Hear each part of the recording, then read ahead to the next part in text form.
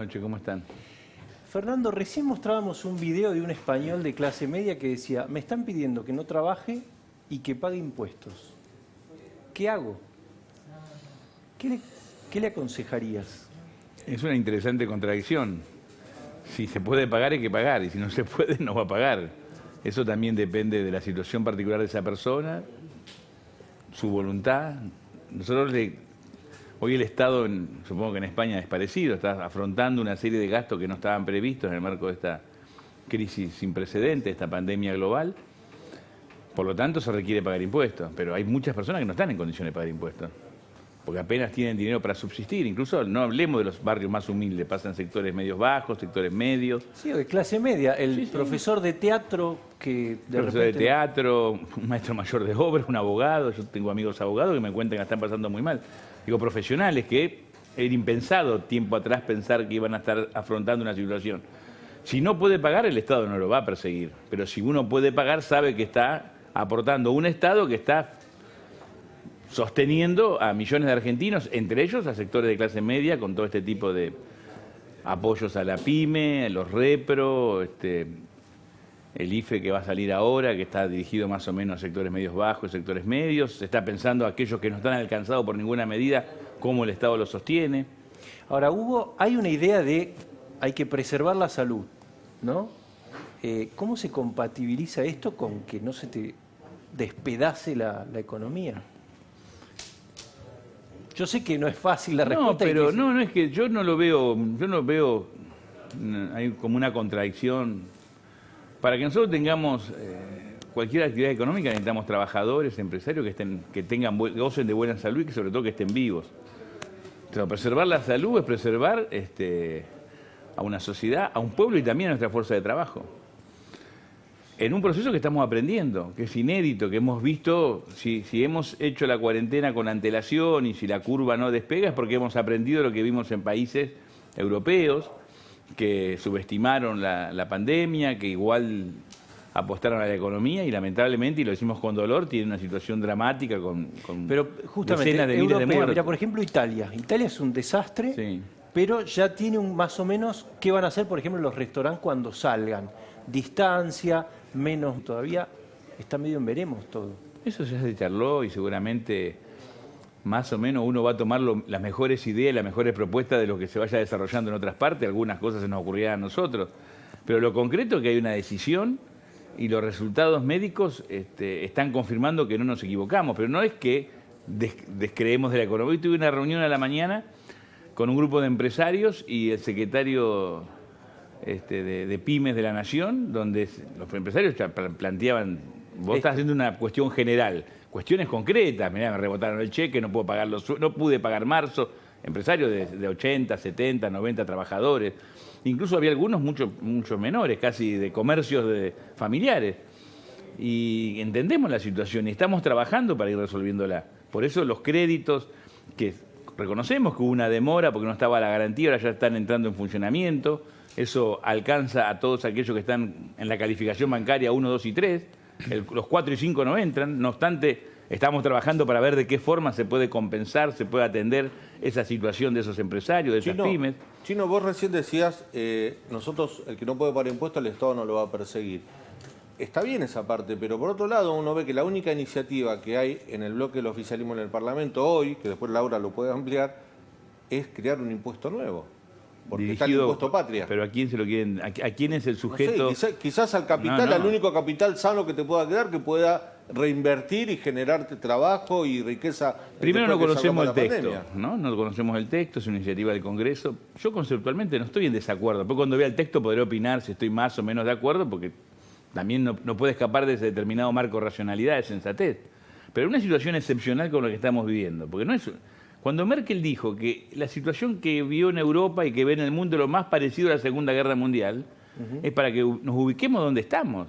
Entonces, en ese marco, que el Congreso debata la posibilidad, aquellas personas que tienen una fortuna muy importante, no estamos hablando de $100.000, $500.000, estamos hablando de millones de dólares, pueden hacer un aporte extraordinario. Excepcionalmente no me parece mal que se debata.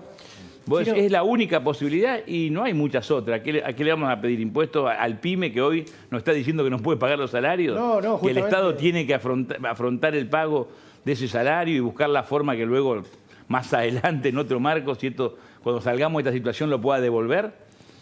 No, Entonces, es una situación excepcional. Chino, te decía, vos que estás en el Perdón, lugar... no digo que nos embanderemos con ese proyecto. Esperemos que se presente y participemos del debate. No está mal ese debate. Pero vos sabés lo que genera, perdóname, Capi, lo que genera en el mundo económico, en el mundo empresario. ¿Qué genera? Yo veo que un montón de personas que tienen mucha plata en el mundo donan 1 millón, 2 millones, 3 millones. Bueno, hoy el dólar se fue a 110 pesos el contado con liqui. Sí, pero para ellos es un dólar, digo. También, bueno, lo importante en un sistema donde hay gente que le va muy bien, ni debería haber un impuesto, sería natural que aporten para sostener a millones de argentinos que le está yendo mal. Yo no estoy en desacuerdo, digo que pongo en duda si la idea pueda ser efectiva. Digo, de verdad creo que no sé si en este contexto, porque cuánta gente, o sea, la gente que le va muy bien, ¿a cuánta gente le va muy bien en esta Argentina de hoy? Pero no es un problema de cantidad, es un problema de la plata que tienen. El mundo, un día lo charlamos acá, en este mismo programa.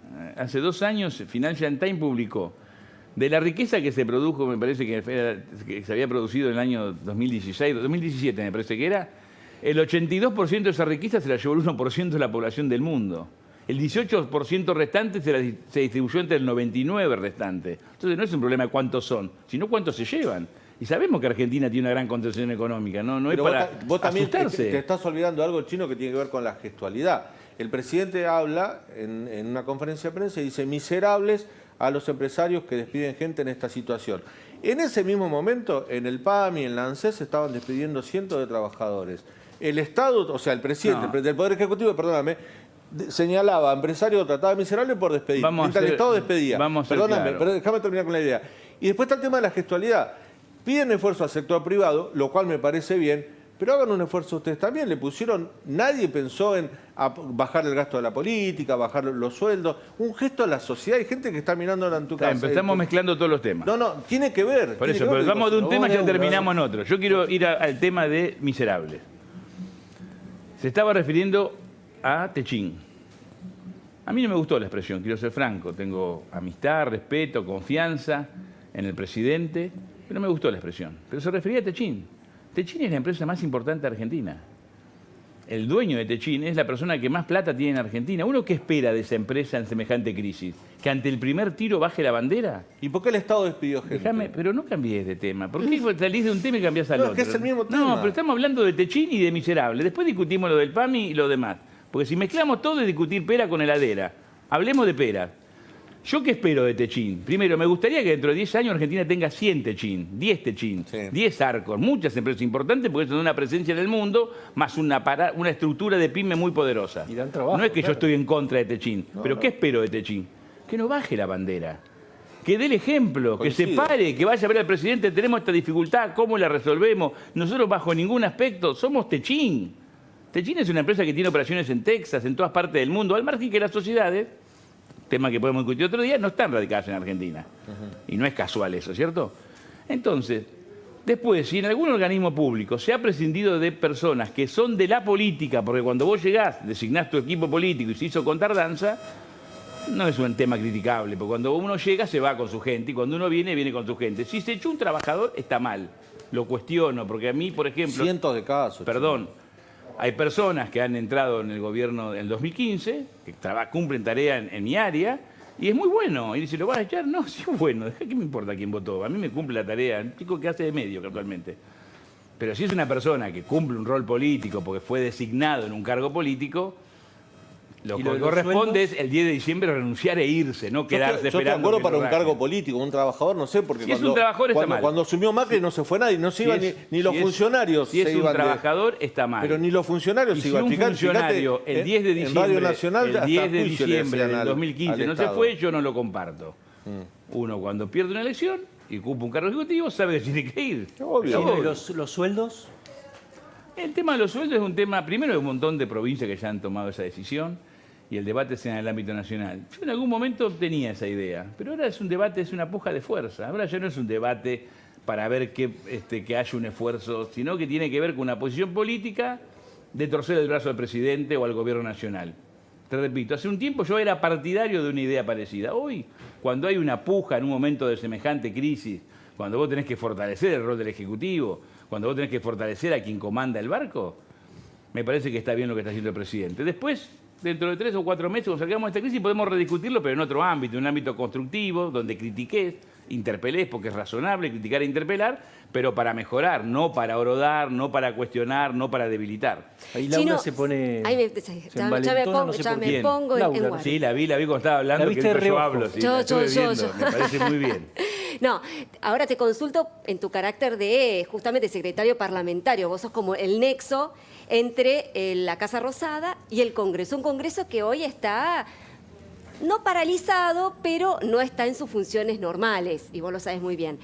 Y hay un reclamo por parte de la oposición para que haya sesiones, para que haya un Congreso, obviamente no en funciones normales, porque evidentemente en este contexto es imposible, pero sí que haya un funcionamiento del Congreso justamente para ejercer el rol de control, ¿no? Básicamente eso. Primero, justamente, ¿estás viendo la posibilidad de que el Congreso pueda reactivarse, que el jefe de gabinete, Santiago Cafiero, pueda dar su informe de gestión ante los presidentes de las cámaras y de los bloques para justamente dar cuenta, rendir cuentas de la gestión del gobierno? Digamos, ¿hay alguna posibilidad de que el Congreso... Hoy Cristina Kirchner presentó una acción declarativa de certeza ante la Corte justamente para ver si podía haber sesiones virtuales en el Senado. ¿Vos ves factible esta posibilidad? Primer tema. Santiago Cafiero presentó hace una semana una nota dirigida al Senado poniéndose a disposición porque corresponde que vaya a senadores, no es que él elige. Se va una vez a una Cámara, otra vez a otra. Sí. Marcos Peña fue la última vez en noviembre a diputados, por lo tanto al nuevo jefe de gabinete le corresponde ir a senadores. Ya está presentada la nota en senadores, poniéndose a disposición. No hay fecha todavía. No, pero eso lo tiene que terminar el Senado. No, por eso te preguntaba si había El Senado alguna fecha. tiene que empezar, oposición y oficialismo, a preparar las preguntas que se le van a hacer al jefe de gabinete, se nos mandan a jefatura de gabinete, se preparan las respuestas y luego se va al Senado. No hay ningún inconveniente. Bien. Por eso repito, ya está presentada la nota Bien. en el Senado. Segundo, a ver, hablamos de que los poderes son por lo menos relativamente independientes, digo, porque no son absolutamente independientes en ninguna parte del mundo, porque hay una relación entre oficialismo. Si el presidente del Congreso de la Cámara de Diputados es oficialista, tiene una relación particular con el presidente. Esto pasa acá. Bueno, por ahí en Estados Unidos no tanto porque está más enfrentado, ¿no? Porque es demócrata. Pero si son del mismo partido hay una relación. Tampoco es para asustarse. Pero si hay alguien que está trabajando para que el Congreso diputado funcione, es Sergio Massa. Sergio Massa realiza reuniones virtuales, teleconferencias, han ido ministros. Si hay voluntad de la oposición de que el Congreso funcione, que ir al Congreso o... Yo sé que también a veces no se puede ir por un tema de prevención, de preservar la salud, y está bien. Se funciona en forma... Hoy me retrasé, vengo de una reunión con Nicolás Trota y 25 rectores donde estuvimos charlando un programa que se llama Argentina Armónica. O sea, se puede hacer reuniones con 20, con 40, con... No hay inconvenientes. ¿El presidente, el Poder Ejecutivo, el jefe de gabinete le pone traba al funcionamiento del Congreso? En absoluto. ¿Qué más quisiéramos nosotros que el Congreso funcione, que debata, que interpele, que controle? Eso nos daría mucho más legitimidad. No es que nosotros no queremos, no funcione, no, todo lo contrario. Bien. La mejor buena voluntad y toda la disposición política e institucional. Cuando digo institucional digo instrumentos, fierros, si tiene que ir algún instrumento del Estado, una organización del Estado como ARSAT, como el ENACOM, para garantizar que funcione, cuentan con eso. Perfecto. Chino, hubo una polémica la semana pasada con la compra de alimentos que tiene sus consecuencias, ¿no, Beto? Todavía sí, hoy. Concretamente se habla de consecuencias del Arroyo Gate. En primer lugar, concretamente, Gustavo Calvo, quien fue separado de ese cargo, bueno, finalmente el propuesto, que es Enrique Palmiero, un hombre muy cercano al Papa Francisco, que venía trabajando en la Fundación Escolas, no aceptó el cargo, no se quiere. Y hay un pánico en el club de proveedores. Por ejemplo, hay pocos oferentes y algunos se bajaron al hospital que se piensa hacer en Tecnópolis, que se está terminando 2.500 camas. No queda claro si el llamado, aparentemente el llamado de licitaciones del Ministerio de Defensa, pero no queda claro si finalmente va a pagar la Cruz Roja. Lo concreto que las empresas que estaban interesadas, fueron la semana pasada a recorrer las instalaciones, algunas se bajaron, tienen temor. Y atención, la primera licitación posterior a lo que ocurrió la semana pasada fue ayer, concretamente para comprar 800 millones de pesos, una licitación importante, Dulce de Membrillo. Quedó desierta.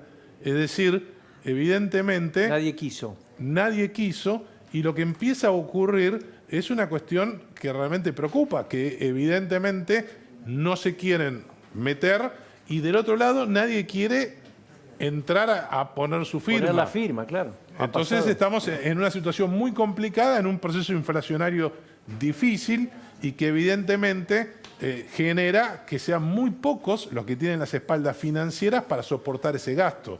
Desde ese punto de vista, ustedes desde el movimiento, sean muy pocos los que tienen las espaldas financieras para soportar ese gasto.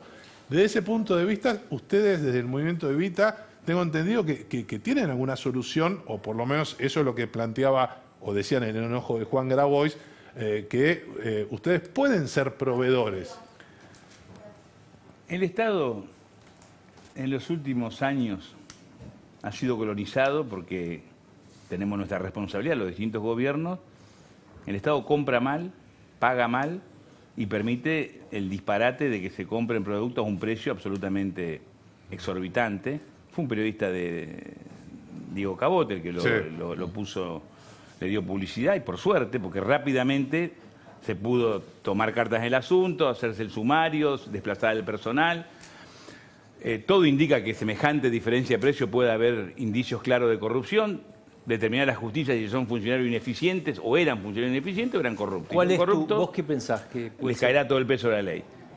Pero convengamos que si lo estás planteando, que hay proveedores que no se quieren presentar, si vos estás a derecho no te presentás. El Estado siempre pagó mal, tarde. Pero ahora va a pagar más tarde. Yo por eso, Chino, este vaso que vale... Chino, el riesgo que se corre ahora... Hoy hablaba con algunos proveedores y lo que decían que no se querían presentar esencialmente porque temen que el Estado les termine pagando no a 120 días, sino capaz que el año que viene. Este vaso que vale 5 pesos, yo le digo a la opinión pública, soy empresario, lo vendo a 20 porque me pagan dentro de 7 meses. Pero le vendí al Estado 450.000 vasos. Claro. Es decir, que si hago la ecuación económica me pueden pagar dentro de un año y gano plata.